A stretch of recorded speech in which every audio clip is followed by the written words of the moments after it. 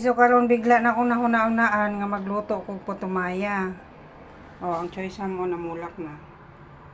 Pwede pala siyang paglagay sa butang sa lamesa. Magluto kog putumaya, siyempre glutinous rice, sticky rice. Wala na ako ipakita pagbabli sa dilata na coconut. Hindi na, butang na nako dili tanan. Ano ni, expedite putumaya, tanaw na to kung unsay result. Walay arte-arte ni, butang tanan lahat, butang tanan.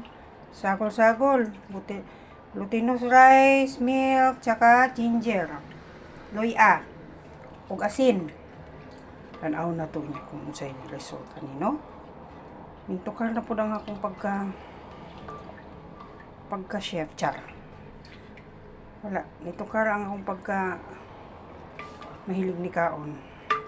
Tanaw na to niya, siyo niya kung unsay resulta ani.